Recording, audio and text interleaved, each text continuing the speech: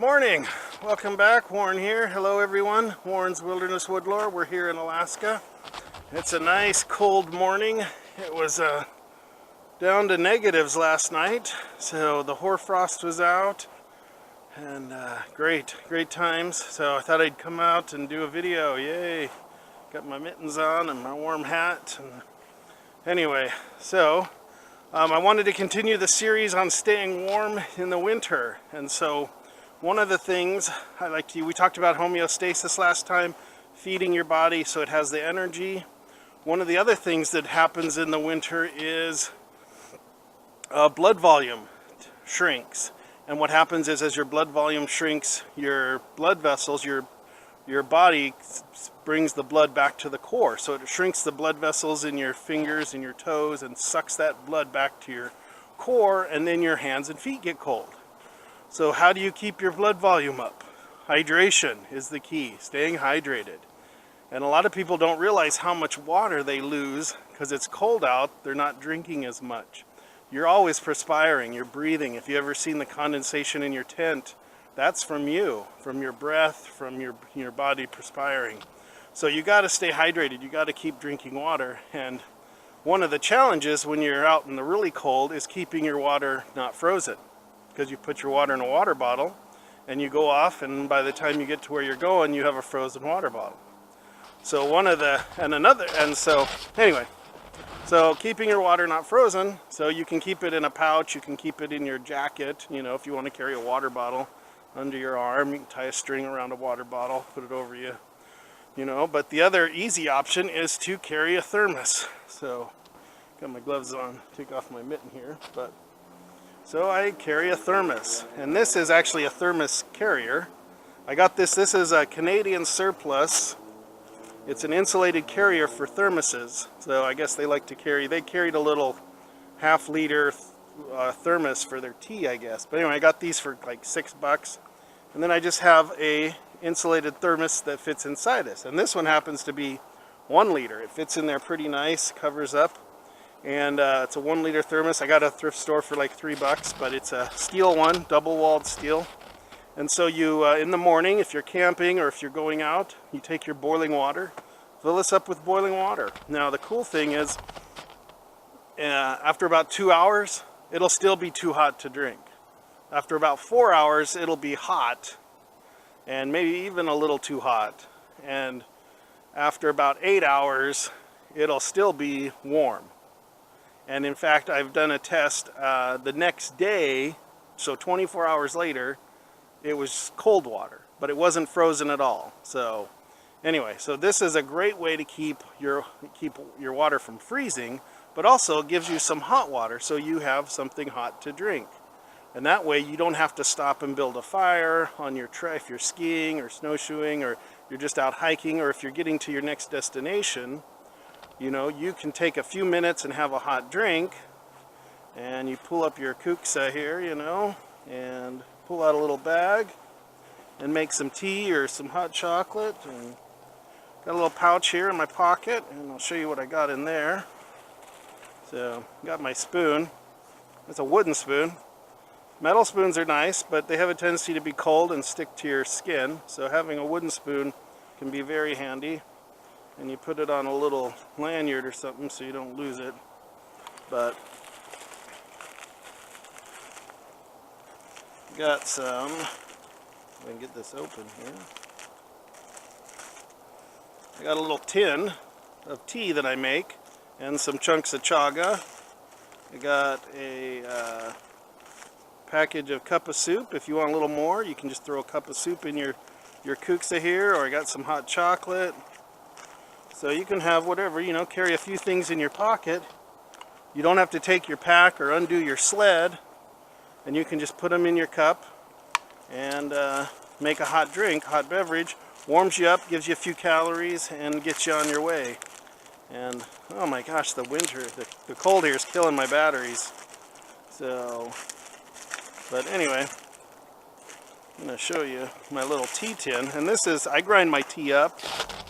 So, I don't know if you can kind of see that, but that's a combination of tea, of herbs. It's herbal. So this has well, dried blueberries, Labrador tea, some fireweed I collected, spruce tips. What else is in here? Oh, and I got some Mormon tea when I was down south this a couple months ago. I found that out in the desert, so I put some Mormon tea in here. And then I don't break up my chaga when I use it for tea, because I keep using it over and over and over again. So don't grind it up and throw it away. I don't think you get as much out of your chaga. So there's some pieces of chaga, and you just need a little piece, and you float that in your tea for a little while, and then you take it out, you put it in your cloth bag, it'll dry out, and you can use it again and again and again. And then when you're totally done with it, you can still use it as a tinder fungus.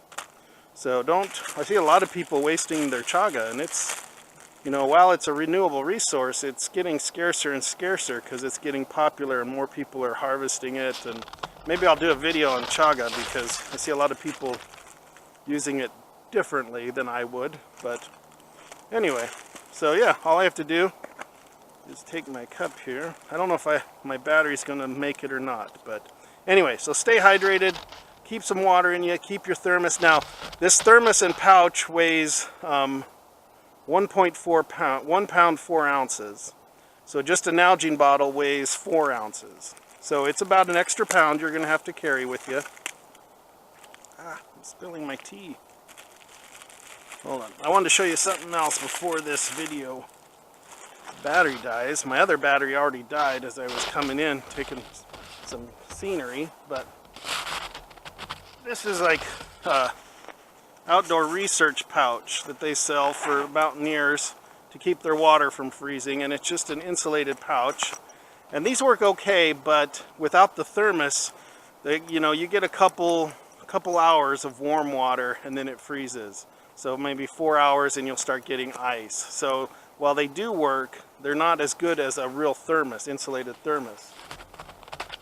And if you don't want to buy anything, you can make something. This is one I made. So that is just a blue insulated sleeping pad, an old one that I cut up. And this is just a metal bottle, not an insulated bottle, but just a metal bottle. And I made it to fit around the bottle. And then this is duct tape. So it's a rope colored duct tape. I thought that was kind of cool. But anyway, I just made a slip top. And then I covered it with duct tape, and I took some paracord and braided it and made it a handle. And I can put hot water in there, and it'll stay warm for quite a while. Again, not as long as a thermos will because of that insulation, but this is really cheap. If you have an old sleeping pad, sometimes you find these at the thrift store. Anyway, and a little duct tape, and you can make one of these real simple. And then this cup, I found this cup, and it just happened to fit in it just perfectly. So thought that was a cool little one. And then here's just a cheap one of the first ones I made with just the pad, and it just has a plastic water bottle in there, but just some duct tape and an old sleeping pad. And you can make them different ways. Some people make them taller and with a lid, and you can get as fancy or as cheap as you want. Just some duct tape and foam. Put this in your backpack, put your hot water in there. The main thing is to use hot water. So that way it stays warmer longer, stays unfrozen longer. And so you put this in your pack or in your sled, and then you have water that's not frozen. So when you get to and the other thing is, when you get to your camp, you can take this non-frozen water, pour it in your pot, start heating it up, and start adding snow to it. And you're not starting at the beginning again. So as you drink water, you can replace it faster. And I'll do another video on how to properly melt snow. I see a lot of people do that differently than I would. But anyway, the thing is to keep drinking and stay hydrated. So that way your blood volume stays up, and you know, staying hydrated. We all know that that's important. But yes, keeping your blood volume up, and that helps keep you warmer, especially your extremities. So now, not to disappoint, hopefully my battery's still lasting, I guess. Make some tea. Now I should have made this when I first got here, so that way it had time to steep. Because really, now the reason is I use a lot of different, okay, if you've ever had spruce needle tea or Labrador tea, gotta take my glove off to do this. Just take a pinch or two. I really like the dried blueberries in it. And that a lot of if you just go with one flavor, that's kind of boring sometimes. I have to admit. Okay, pockets work for me. The idea with this too is I can do all this without having to get into a sled or a backpack. I don't have to take off my snowshoes or skis. I can just grab my Kuksa, grab some hot water, pour it in here, and have a beverage on the trail. Cover this back up. Whew, it's a little chilly out. Anyway, and let me show you how to hold a Kuksa. I see a lot of people kind of, the finger holes are never right, you know, different size fingers, different sizes. So take your fingers, put it in, cup it like this.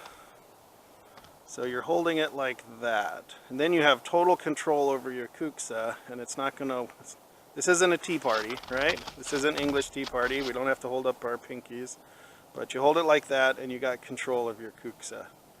And that way, the finger holes sort of fit, right? So, anyway, that's how you hold a Kuksa. But anyway, that's just in my humble opinion. So, anyway. But the secret too is to let your tea steep. The longer you let it steep, the more flavors. And what I need to do is I need to carve a little wooden lid to cover this. You can put your glove over it, it'll get your glove moist, or if you have a little piece of tin foil. But that's the whole secret is. And the nice thing with Kuksas, they're wood, you can set this in the snow and it's not going to cool down. You know, it's going to insulate it. It's not going to melt right into the snow. And that's one of the other joys. These are, I mean, I came across these when I was in Finland. So, and in Finland it was kind of a rite of passage of everybody made their own Kuksa. You went out, you got a piece of birch wood and you carved your Kuksa and oiled it up, and that's what you did. And Finland, you know, Scandinavia is kind of like the land of many lakes. So there's lakes and water everywhere. So you didn't really need to get, and it's clean water. So if you had a cup, you could get water anywhere along the trail, along the way, out in the woods. There were always little creeks and streams and rivers and lakes, and so you just needed a cup, and you could get wood. And